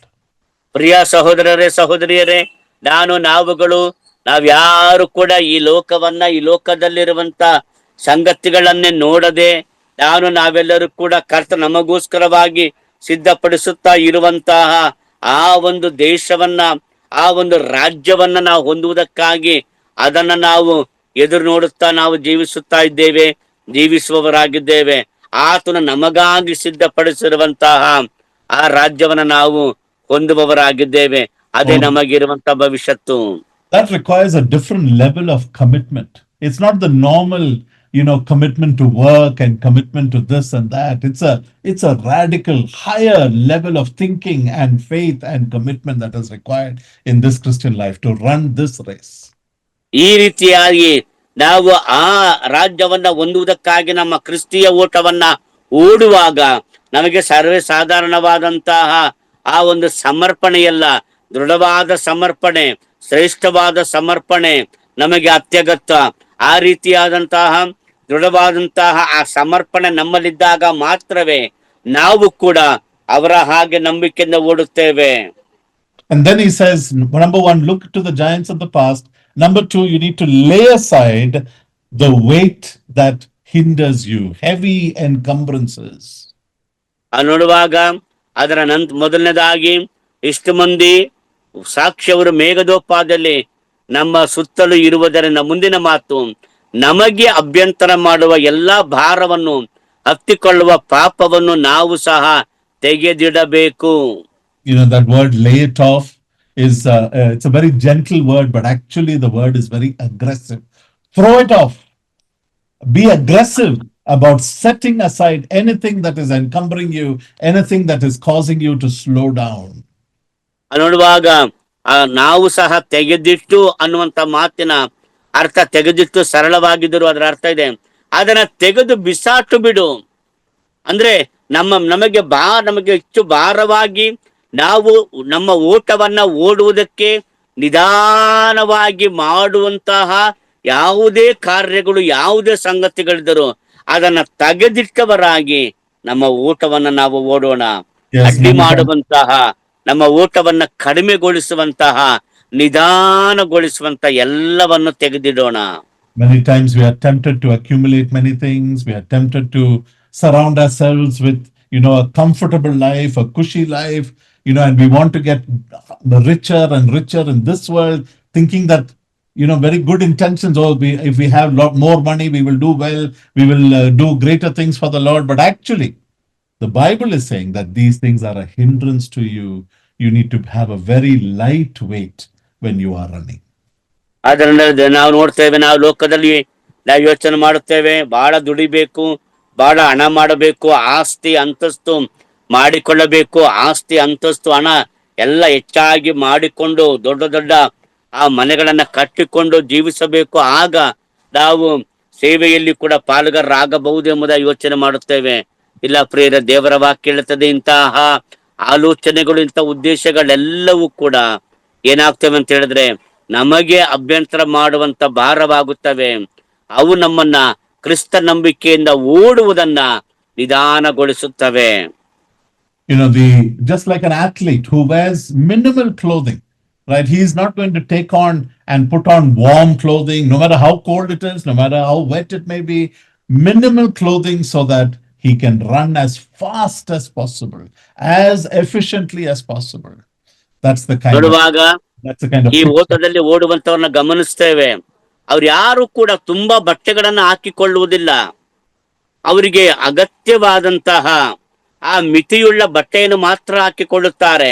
ಯಾಕಂದ್ರೆ ಆ ಬಟ್ಟೆಯು ಕೂಡ ಅವರಿಗೆ ಭಾರವಾಗಬಾರದೆಂಬುದಾಗಿ ಆ ಮಿತಿಯುಳ್ಳ ಬಟ್ಟೆಗಳನ್ನ ಹಾಕಿಕೊಂಡವರಾಗಿಯೇ ಅವರಿಗೆ ನೇಮಕವಾದಂತಹ ಆ ಓಟವನ್ನ ಅವರು ಓಡುತ್ತಾರೆ. ಹಾಗೆಯೇ ನಾವು ಸಹ.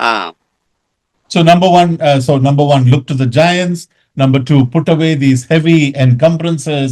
Number three, set aside or throw off these sinful entanglements. ಮೊದಲನೇದಾಗಿ ಸಾಕ್ಷಿಯವರು ಮೇಘದೋಪಾದರಿದ್ದಾರೆ, ಅವರನ್ನ ಗಮನಿಸಿರಿ. ಎರಡನೇದಾಗಿ ಹತ್ತಿಕೊಳ್ಳುವಂತಹ ಅಂದ್ರೆ ನಮಗೆ ಅಭ್ಯಂತರ ಮಾಡುವಂತ ಭಾರವನ್ನ ನೀವು ತೆಗೆದು ಹಾಕಿರಿ. ಮೂರನೇದಾಗಿ ಆತನು ಹೇಳುವಂತ ಮಾತೇನೆಂದ್ರೆ ಹತ್ತಿಕೊಳ್ಳುವ ಪಾಪದಿಂದ ದೂರವಾಗಿರಿ. Sinful relationships, sinful habits, secret sins, addictive behaviors. These are things that will become a hindrance and a poison for your life and ministry, and you need to deal very, very seriously with it. ಪಾಪದ ಜೀವನ, ಪಾಪದ ಆಲೋಚನೆಗಳು, ರಹಸ್ಯ ಪಾಪಗಳು ಮತ್ತು ಹೊರಗೆ ಹೇಳಲಿಕ್ಕಾಗದಂತ ಅನೇಕ ಆ ಒಂದು ಪಾಪಗಳು ನಮ್ಮ ಜೀವಿತದಲ್ಲಿ ನಾವು ನಂಬಿಕೆಯಿಂದ ಓಡುವುದಕ್ಕೆ ಅಡ್ಡಿಯಾಗಿರುತ್ತವೆ. ಆದ್ದರಿಂದ ಪಾಪಕ್ಕೆ ಸಂಬಂಧಪಟ್ಟಂತ ಜೀವನದ ಕಾರ್ಯಗಳಿಂದ ನಾವು ದೂರವಾಗಿ ಜೀವಿಸುವವರಾಗಬೇಕು. ನಮ್ಮ ಓಟವನ್ನ ಓಡುವವರಾಗಬೇಕು. Deal sternly with the sin that will trip you, that will entangle you. You cannot run effectively if you're dealing and playing with the sin of this world. You need to deal sternly with it.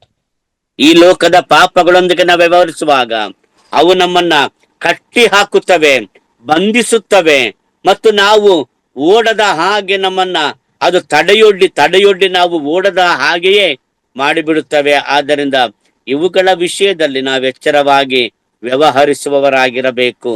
The story is told of an old deacon in an assembly who was praying on Wednesday night in the meeting. Wednesday prayer meeting, he would pray long prayers, and at the end of his prayer he would say, "Oh Lord, clean out the cobwebs of my life."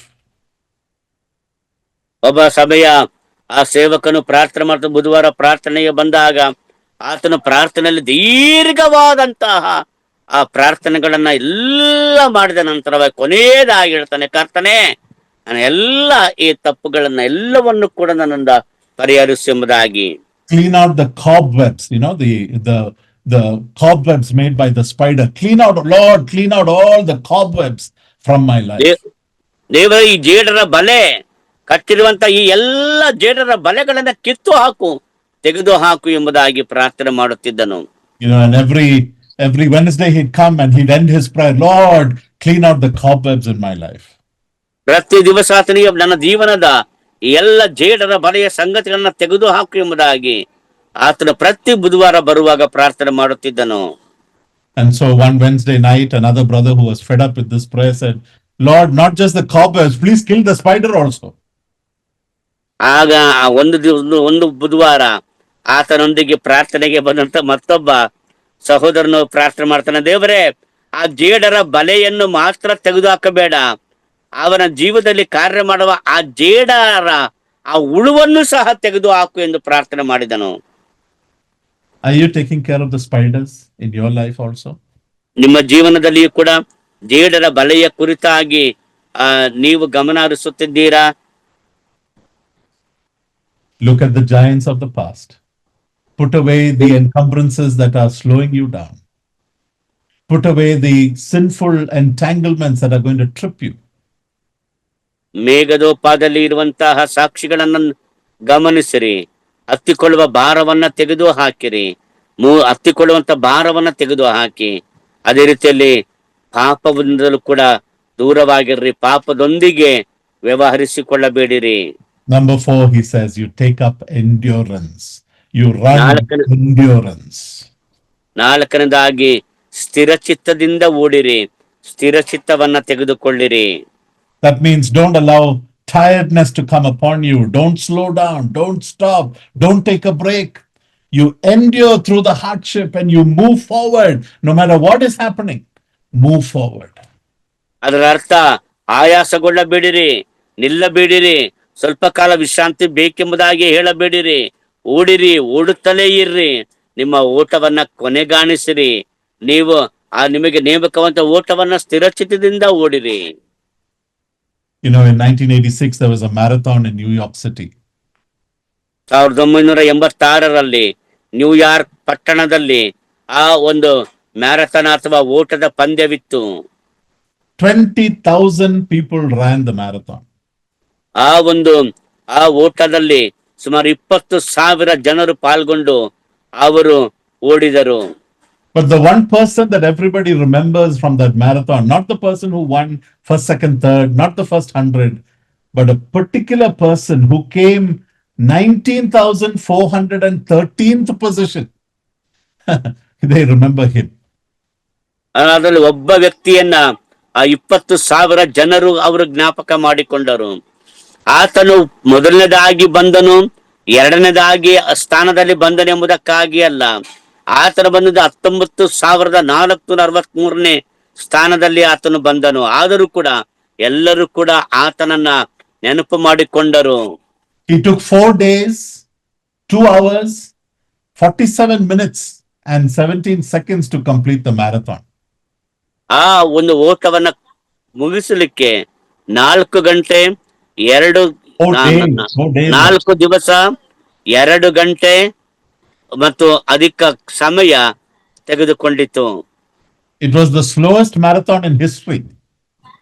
ಚರಿತ್ರೆಯಲ್ಲಿಯೇ ಬಹಳ ನಿಧಾನವಾಗಿ ಓಡಿದಂತಹ ಆ ಓಟದ ಪಂದ್ಯ ಅಥವಾ marathon.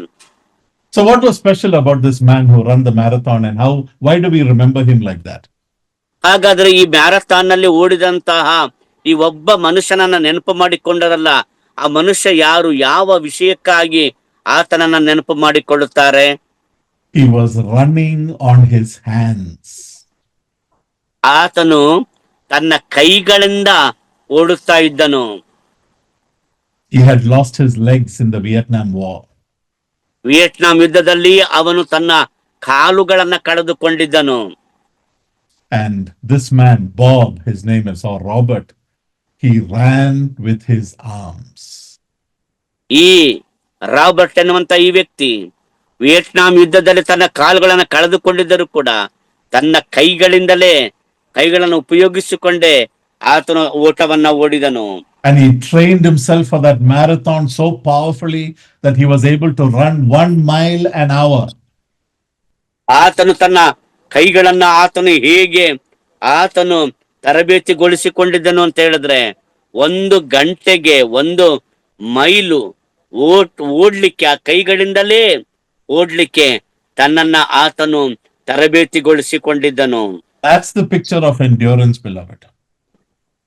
ಪ್ರಿಯರೇ, ಅದು ಸ್ಥಿರಚಿತ್ತದಿಂದ ಓಡುವುದು ಎಂಬುದಾಗಿ ಅರ್ಥ. ಪ್ರಿಯರೇ, There may be 100 things that are limiting you, 100 disabilities and difficulties that you may be going through in your life, but you keep at it. You push through. You don't give up. You keep running. ನೋಡುವಾಗ 106 ಸಂಗತಿಗಳು ನಿಮ್ಮನ್ನ ಅಡ್ಡಿ ಮಾಡುತ್ತಾ ಇರಬಹುದು. 106 ಸಂಗತಿಗಳು ನಿಮ್ಮ ಜೀವನದಲ್ಲಿ ನಿಮ್ಮ ಆ ಕ್ರಿಸ್ತಿಯ ಊಟವನ್ನ ನಿಧಾನ ಗತಿಯಲ್ಲಿ ಓಡುವಂತೆ, ಆ ಕ್ರಿಸ್ತಿಯ ಓಟವನ್ನ ಅದು ತಡೆಯಬಹುದು. ಆದರೂ ಕೂಡ ಇವೆಲ್ಲವುಗಳ ನಡುವೆಯೂ ಕೂಡ ಸ್ಥಿರಚಿತ್ತದಿಂದ ನೀವು ಆ ನಂಬಿಕೆಯುಳ್ಳವರಾಗಿ ನಿಮ್ಮನ್ನ ತರಬೇತಿಗೊಳಿಸಿಕೊಳ್ಳವರಾಗಿ ಓಟವನ್ನ ಓಡಿರಿ. Because it is in the weakness and in the disability and in the difficulty that God's glory and God's strength and God's power becomes visible in your running. ಆ ಕಷ್ಟದಲ್ಲಿಯೂ ಕೂಡ, ಆ ಒಂದು ಅಸಮರ್ಥತೆಯಲ್ಲಿಯೂ ಕೂಡ, ಆ ಒಂದು ಸಮಸ್ಯೆಯಲ್ಲಿಯೂ ಕೂಡ, ನಮಗಿರುವಂತ ಎಲ್ಲ ಪರಿಸ್ಥಿತಿಗಳಲ್ಲಿಯೂ ಕೂಡ ದೇವರ ಕೃಪೆ, ದೇವರ ಸಹಾಯ ದೇವರ ಬಲ ನಮ್ಮನ್ನ ಸ್ಥಿರಚಿತ್ತದಿಂದ ಓಡುವುದಕ್ಕೆ ನಮಗೆ ಸಹಾಯ ಮಾಡುತ್ತದೆ, ನಮ್ಮನ್ನ ಪ್ರೋತ್ಸಾಹಿಸುತ್ತದೆ. ಆತನು ಆತನ ಕೃಪೆ ನಮ್ಮೊಂದಿಗಿದ್ದು ನಮ್ಮನ್ನ ಆ ಓಟವನ್ನ ಸ್ಥಿರಚಿತ್ತದಿಂದ ಓಡುವುದಕ್ಕೆ ಸಹಾಯಿಸುತ್ತದೆ. And then the writer says, you run, but you fix your eyes on the Lord Jesus Christ. You ಇಬ್ರಿಯ ಗ್ರಂಥಗಳನ್ನು ಮತ್ತೊಂದು ಮಾತನಾಡುತ್ತಾನೆ, Yeah. ಓಟವನ್ನ ಓಡುವಾಗ ನಂಬಿಕೆಯನ್ನ ಹುಟ್ಟಿಸುವವನು ಪೂರೈಸುವವನು ಆಗಿರುವ ಕರ್ತನಾಗಿರುವ ಯೇಸುವಿನ ಮೇಲೆ ದೃಷ್ಟಿ ಇಟ್ಟು ನಿಮ್ಮ ಓಟವನ್ನ ಓಡಿರಿ ಎಂಬುದಾಗಿ ಹೇಳುತ್ತಾನೆ. Don't fix your eyes on anything else or anybody else, but you fix your eyes intently, you gaze upon him and you fix your eyes upon him. ಬೇರೆ ಯಾವ ವಸ್ತುಗಳ ಮೇಲೆ, ಯಾವ ವಿಷಯಗಳ ಮೇಲೆ ಆಗಲಿ, ಬೇರೆ ಯಾವುದೇ ವ್ಯಕ್ತಿಗಳ ಮೇಲೆ ಆಗಲಿ ನಿಮ್ಮ ದೃಷ್ಟಿಯನ್ನ ಇಡದೆ ಕರ್ತನಾಗಿರುವ ಯೇಸು ಕ್ರಿಸ್ತನ ಮೇಲೆ ಮಾತ್ರವೇ ನಿಮ್ಮ ದೃಷ್ಟಿಯನ್ನ ಇಟ್ಟವರಾಗಿ ನಿಮ್ಮ ಓಟವನ್ನ ಸ್ಥಿರಚಿತ್ತದಿಂದ ಓಡಿರಿ. Because if you fix your eyes on people and you fix your eyes on things, you fix your eyes on the fruit, you fix your eyes on the ministry and the easiness of it, you will be discouraged, you will be disappointed. But you fix ಜನರ your ಮೇಲೆಯೇ ಆಗಲಿ ಅಥವಾ ಯಾವುದಾದರೂ ವಸ್ತುಗಳ ಮೇಲೆಯೇ ಆಗಲಿ ಅಥವಾ ನಿಮ್ಮ ಸೇವೆಯ ಮೇಲೆಯೇ ಆಗಲಿ ನೀವು ನಿಮ್ಮ ದೃಷ್ಟಿಯನ್ನ ಗಮನವನ್ನ ಇಟ್ಟು ನೀವು ಓಡುವುದಾದರೆ ನೀವು ಸೋಲುತ್ತೀರಿ, ನಿರಾಶರಾಗುತ್ತೀರಿ, ಬೇಸರಗೊಳ್ಳುತ್ತೀರಿ. I hope, beloved, that your Christian life is not about following a set of rules and regulations or about some practices and some rituals, but I hope it is about the Lord Jesus Christ alone. ಕರ್ತನಲ್ಲಿ ಪ್ರಿಯರೇ, ನಿಮ್ಮ ಗಮನ ಅಥವಾ ನಿಮ್ಮ ದೃಷ್ಟಿ ನೀವು ಆಚರಿಸುವಂತ ಯಾವುದೇ ವಿಷಯಗಳ ಮೇಲೆ ಆಗಲಿ, ಆಚರಣೆಗಳ ಮೇಲೆ ಆಗಲಿ ಅಥವಾ ಜೀವಿತದ ಕಾರ್ಯಗಳ ಮೇಲೆ ಆಗಲಿ ಅಲ್ಲ, ಬದಲಾಗಿ ನಿಮ್ಮ ಸಂಪೂರ್ಣವಾದಂತ ದೃಷ್ಟಿಯನ್ನ ಕರ್ತನಾಗಿರುವ ಯೇಸು ಕ್ರಿಸ್ತನ ಮೇಲೆಯೇ ಇಟ್ಟವರಾಗಿ ಆತನನ್ನೇ ನೋಡುತ್ತಾ ಆತನನ್ನೇ ಗಮನಿಸುತ್ತಾ ನಿಮ್ಮ ಜೀವಿತದ ಓಟವನ್ನ ಓಡುವವರಾಗುವಿರಿ, ಆಗಬೇಕೆಂಬುದಾಗಿ ದೇವರ ವಾಕ್ಯ ಹೇಳುತ್ತದೆ. About a relationship with him, it is about walking with him, it is about fixing our eyes on him, not on anything else that is promised in the Christian world. ಆತನೊಂದಿಗಿನ ಸಂಬಂಧ ಎಂಬುದಾಗಿ ಹೇಳುವುದಾದರೆ ನಾವು ಬೇರೆ ಯಾವುದರ ಮೇಲೆಯೂ ಕೂಡ ಗಮನ ಕೊಡದೆ ಆತನೊಂದಿಗಿನ ಅನ್ಯೋನ್ಯತೆ, ಆತನೊಂದಿಗಿನ ಐಕ್ಯತೆ, ಆತನೊಂದಿಗಿನ ಒಡನಾಟ, ಅದರಲ್ಲಿಯೇ ನಾವು ಅದರ ಮೇಲೆ ಗಮನ ಕೊಟ್ಟವರಾಗಿ ಅದರ ಮೇಲೆ ದೃಷ್ಟಿಟ್ಟವರಾಗಿ ಓಡುವುದು, ಲೋಕದ ಬೇರೆ ಯಾವ ಸಂಗತಿಗಳ ಮೇಲೆಯೂ ಅಲ್ಲ. I fix my eyes on him because he is the pioneer. He is the one who initiates faith in me. He is the one because of whom I have faith. ಆತನ ಮೇಲೆ ದೃಷ್ಟಿ ಇಡ್ತಾನೆ, ಯಾಕಂದ್ರೆ ಆತನೇ ನನ್ನಲ್ಲಿ ಕಾರ್ಯ ಮಾಡುತ್ತಾ ನನ್ನಲ್ಲಿ ನಂಬಿಕೆಯನ್ನು ಹುಟ್ಟಿಸುತ್ತಾ ನಾನು ಆ ಓಟವನ್ನು ಓಡಬೇಕೆಂಬುದಾಗಿ ನನ್ನಲ್ಲಿ ಕಾರ್ಯ ಮಾಡುವಂತಹ ನನ್ನನ್ನು ನಡೆಸುವಂತ ಕರ್ತನು ಆತನೇ ಆಗಿದ್ದಾನೆ. And ultimately, he is the one in whom my faith will become complete when I see him face to face. ಅಂತಿಮವಾಗಿ ನನ್ನ ನಂಬಿಕೆ ಪೂರ್ಣಗೊಳ್ಳುವುದು ಕೂಡ ಆತನಲ್ಲಿಯೇ. ನಾನು ಆತನನ್ನ ಮುಖಾಮುಖಿಯಾಗಿ ನೋಡುವಾಗ ನನ್ನ ನಂಬಿಕೆಯು ಅಲ್ಲಿ ಕೊನೆಗಾಣುತ್ತದೆ. I fix my eyes on him because he set the standard. He endured the cross. He despised the shame. He set the example. He is the one who's gone ahead of me. And he is telling me, now you follow me in this path, in this journey. ನಾನು ಆತನ ಮೇಲೆ ದೃಷ್ಟಿ ಇಡುತ್ತೇನೆ, ಯಾಕಂದ್ರೆ ಆತ ನನಗೋಸ್ಕರವಾಗಿ ಎಲ್ಲವನ್ನ ಸಹಿಸಿಕೊಂಡವನಾಗಿ ನನ್ನನ್ನ ರಕ್ಷಿಸುವುದಕ್ಕಾಗಿ ನನ್ನನ್ನ ಬಿಡುಗಡೆ ಮಾಡುವುದಕ್ಕಾಗಿ ಆತನಿಗೆ ಬಂದಂತ ಕಷ್ಟ, ಸಂಕಷ್ಟ, ಅವಮಾನ ಎಲ್ಲವನ್ನ ಸಹಿಸಿಕೊಂಡವನಾಗಿ ಆತನು ಓಡಿದನು. ಈಗ ಆತನ ಹೇಳ್ತಾನ, ನಾನು ನಿನಗಾಗಿ ಎಲ್ಲವನ್ನ ಮಾಡಿದ್ದೇನೆ, ಈಗ ನೀನು ಓಡಿ ಎಂಬುದಾಗಿ ಆತನ ನನಗೆ ಹೇಳುವವನಾಗಿದ್ದಾನೆ. So the writer is saying, you think about him, you fix your eyes on him because he was victorious. He finished what God set out for him to do. This is a race that God set out. He finished it and he sat down at the right hand of the Majesty on high. ಇಬ್ರೇ ಗ್ರಂಥಕರ್ತನು ಹೇಳುತ್ತಾನೆ, ಆತನು ಓಡಿದನು, ಆತನಿಗೆ ನೇಮಕವಾದಂತ ಓಟವನ್ನ, ಅಂದ್ರೆ ದೇವರು ಕರ್ತನಾಗಿರುವ ಯೇಸು ಕ್ರಿಸ್ತನಿಗಾಗಿ ನೇಮಿಸಿದ್ದ ಓಟವನ್ನ ಆತನು ಕಡೆಗಾಣಿಸಿದನು, ನೆರವೇರಿಸಿದನು. ಆತನು ದೇವರಿಂದ ಆತನು ಮಹಿಮೆಗೇರಿಸಲ್ಪಟ್ಟನು, ದೇವರ ಬಲಪಾರ್ಶ್ವದಲ್ಲಿ ಕುಳಿತಿದ್ದಾನೆ. ಆತನು ತನ್ನ ಓಟವನ್ನ ಮುಗಿಸಿ ಆತನ ದೇವರ ಬಲಗಡೆಯಲ್ಲಿ ಆಸನರೂಢನಾಗಿದ್ದಾನೆ. You fix your eyes on the end goal, that is our blessed Lord Jesus. Don't be discouraged, beloved. Be strengthened in the inner man as you look at those who went ahead of us. As you put off those things that encumber you and slow you down, you put off the sin that entangles you, you move forward with endurance. You fix your eyes on the blessed Lord Jesus Christ. ಆದ್ದರಿಂದ ಕರ್ತನಲ್ಲಿ ಪ್ರೇರ ಇಬ್ರೇ ಗ್ರಂಥಕರ್ತನು ಹೇಳುವ ಹಾಗೆ ಮೇಘದೋಪಾದಿಯಲ್ಲಿ ಇರುವಂತಹ ಸಾಕ್ಷಿಗಳನ್ನ ನೋಡಿಕೊಂಡು ಹತ್ತಿಕೊಳ್ಳುವ ಭಾರವನ್ನ ತೆಗೆದಿಟ್ಟವರಾಗಿ, ಅದೇ ರೀತಿಯಲ್ಲಿ ಆ ಪಾಪವನ್ನ ನೀವು ತ್ಯಜಿಸಿದವರಾಗಿ, ಪಾಪದ ಜೀವಿತವನ್ನ ನೀವು ತೆಗೆದವರಾಗಿ, ನಿಮ್ಮ ಓಟವನ್ನ ಸ್ಥಿರಚಿತ್ತದಿಂದ ಓಡುತ್ತಾ ನಂಬಿಕೆಯನ್ನು ಹುಟ್ಟಿಸುವವನು ಪೂರೈಸುವನು ಆಗಿರುವ ಕರ್ತನಾಗಿರುವ ಯೇಸು ಕ್ರಿಸ್ತನ ಮೇಲೆ ದೃಷ್ಟಿ ಇಟ್ಟವರಾಗಿ, ಆತನನ್ನೇ ಅನುಸರಿಸುವವರಾಗಿ ನಮಗೆ ನೇಮಕವಾದ ಓಟವನ್ನ ಸ್ಥಿರಚಿತ್ತದಿಂದ ಓಡಿರಿ. When you look at the face of the Lord Jesus, what is it that you're going to see? ಕರ್ತನಾಗಿರುವ ಯೇಸು ಕ್ರಿಸ್ತನ ಮುಖವನ್ನ ನೀವು ನೋಡುವಾಗ ನೀವು ನೋಡುವುದಾದರೂ ಏನು? You're going to see unconditional love and acceptance. ನೋಡುವಾಗ ಯಾವುದೇ ನಿಬಂಧನೆ ಇಲ್ಲದ ಪ್ರೀತಿ ಹಾಗೂ ಅಂಗೀಕಾರವನ್ನ ನೋಡುತ್ತೀರಿ. Even though you may fall many times, we may sin many times, we may be discouraged many times, but our blessed Lord Jesus Christ is saying, you keep at it. You get up, confess your sin, get up, keep running, don't stop. I'm here. I'm waiting for you at the finish line. ಅನೇಕ ಸಾರಿ ನಾವು ಸೋಲಬಹುದು, ಅನೇಕ ಸಾರಿ ಬೀಳಬಹುದು, ಅನೇಕ ಸಾರಿ ನಾವು ಪಾಪದಲ್ಲಿ ಬಿದ್ದು ಪಾಪ ಮಾಡಬಹುದು. ಆದರೂ ಕೂಡ ಕರ್ತನ ಹೇಳುತ್ತಾನೆ, ಆತನ ಪಾಪವನ್ನು ಅರಿಕೆ ಮಾಡಿರಿ, ಆತನನ್ನ ನಂಬಿಕೆನ ಅರಿಕೆ ಮಾಡಿರಿ. ಕರ್ತನ ಇಸ್ಕೊಳ್ತಾನೆ, ಎದ್ದೇಳು, ನಾನು ನಿನ್ನನ್ನು ಬಲಪಡಿಸಲು ಎದ್ದೇಳು, ಹೊರಡು ಎಂಬುದಾಗಿ ಆತನು ಮಾಡುವಂತಹ ಆ ಸಹಾಯದಿಂದ ನಂಬಿಕೆಯ ಓಟವರನ್ನ ಮತ್ತೆ ಮತ್ತೆ ಓಡುತ್ತಾ ನಾವು ಮುಂದೆ ಸಾಗೋಣ. May the Lord bless us through this week as we listen to His word, as we remember the history of the brethren, as we have fellowship together, through various meetings. May the Lord strengthen our faith. Wake up that which is sleeping and that which has slowed down, that which has become lazy, and let us kindle the fire once again that motivated the early brethren. May His name be praised. ಈ ಒಂದು 200 ವರ್ಷದ ದ್ವಿಶತಮಾನೋತ್ಸವದ ಈ ಒಂದು ಸಂದೇಶಗಳನ್ನ ಕೂಟಗಳಲ್ಲಿ ನಾವೆಲ್ಲರೂ ಕೂಡ ಭಾಗವಹಿಸುತ್ತಾ ಈ ವಾರವೆಲ್ಲ ದೇವರ ವಾಕ್ಯವನ್ನ ಕೇಳುತ್ತಾ ಹೋಗುವಾಗ ಆ 200 ವರ್ಷಗಳ ಹಿಂದೆ ಪ್ರಾರಂಭವಾದಂತಹ ಈ ಒಂದು ಸಹೋದರ ಸಭೆಗಳ ಸಂಚಲನ ಅಥವಾ ಆಂದೋಲನ ಅಥವಾ ಚಳುವಳಿಯ ಮೂಲಕವಾಗಿ ಕರ್ತನು ತರ ನಮ್ಮ ಆಂತರ್ಯದ ಜೀವಿತವನ್ನ, ಆಂತರ್ಯದ ನಂಬಿಕೆಯ ಜೀವಿತವನ್ನ ಬಲಪಡಿಸಿ ನಾವು ಕೂಡ ಅದರ ಮೂಲಕವಾಗಿ ನಾವು ಉತ್ತೇಜನ ಹೊಂದಿದವರಾಗಿ ನಾವು ಕೂಡ ಕರ್ತನಿಗಾಗಿ ಸ್ಥಿರಚಿತ್ತದಿಂದ ಓಡುವ ಹಾಗೆ ಕರ್ತನಾಗಿರುವ ಯೇಸು ಕ್ರಿಸ್ತನು ತಾನೇ ನಮಗೆ ಸಹಾಯ ಮಾಡಲಿ. Thank you. May the name of the Lord be glorified. ಕರ್ತನಾಮಕ್ಕೆ ಮಹಿಮೆ ಉಂಟಾಗಲಿ. ಧನ್ಯವಾದಗಳು.